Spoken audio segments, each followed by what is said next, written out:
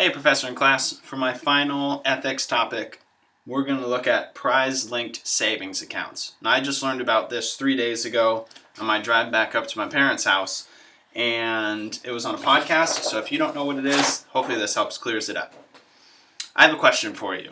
If you had to come up with $2,000 in 30 days, could you do it?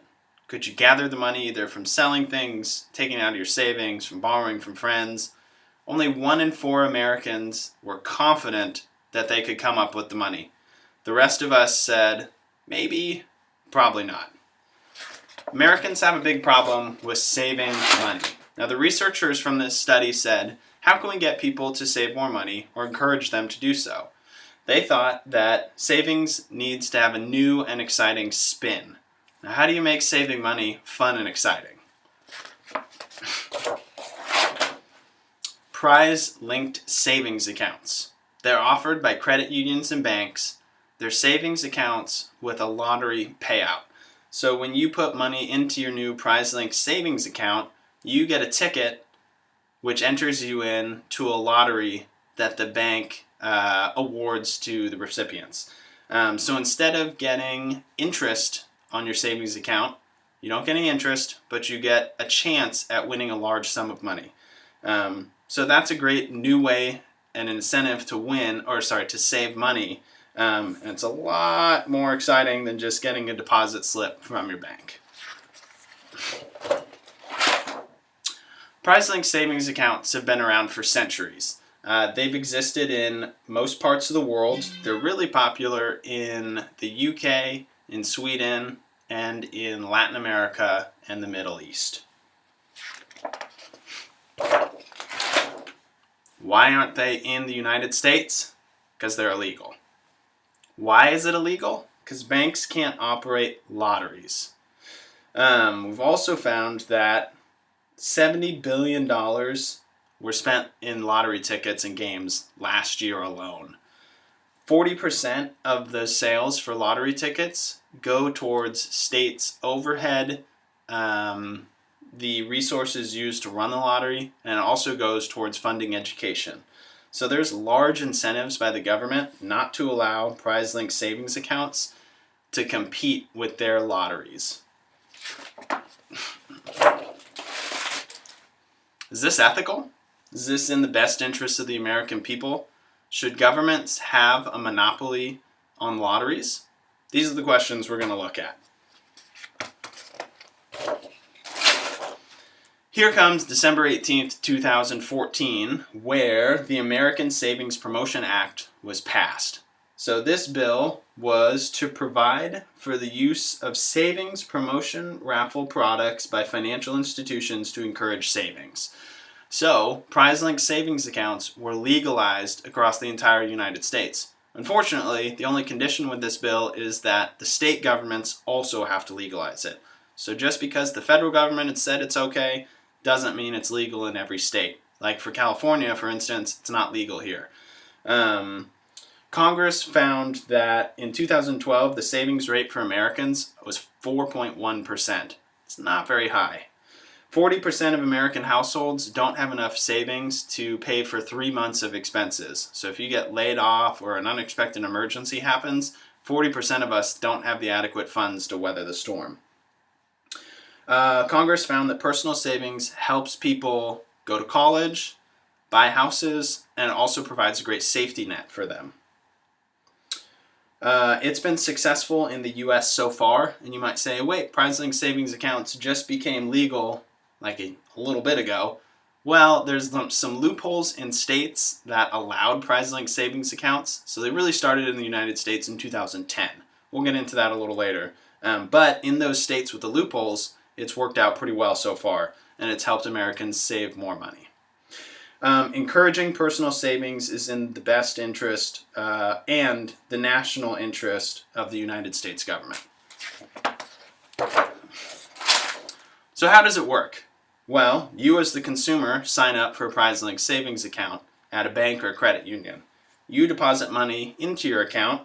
In turn, you get a chance at winning a large sum of money, so you get your ticket from the bank. You can repeat this process 10 times. This is just an example, but most credit unions or banks operate this way. You can repeat this process up to 10 times a month. So it kind of levels the playing field for everybody, so no one has a greater chance of someone else as long as they invest some kind of money each. Usually the minimum is like 25, 10 times a month. Usually drawings are given out every month or year. Typically the dollar amount for that is $50 to $1 million. So like the $1 million sum would only happen annually. So it's in a great interest for individual. It's also in the best interest for banks and credit unions because they have more money coming in which they can loan or invest, and people that participate in PrizeLink savings accounts are more inclined to use services at their local banks.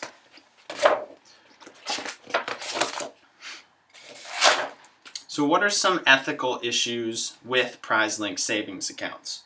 Well, there's a dilemma being faced by state governments right now that they have a right to try to continue to bring in revenue to help their education system and their overhead costs with their own lottery, but PrizeLink savings accounts help people save more money, so those two are in conflict. There's a conflict of interest as well because the governments have their own lottery system, but wait, there's another lottery system trying to compete with that. That's a conflict of interest for the government to decide if it's legal to let the others into the playing field. You could also say that Machiavellianism is occurring, sorry about that, because the government is acting in the self-interest of itself, looking at protecting its own lottery and not allowing other competition to come in. Unfortunately, I haven't been able to find any research that shows that when PrizeLink savings accounts occur, state lotteries decrease with the amount spent. I don't know that there's been research on it yet, but I think it's something that should probably be researched in the future. And then you can look at a cost-benefit analysis. What's the cost that of passing a PrizeLink savings account? How much would that decrease the state lottery if you kept the state lottery? Because there are other ways to help people save. So that's another way of looking at this ethically.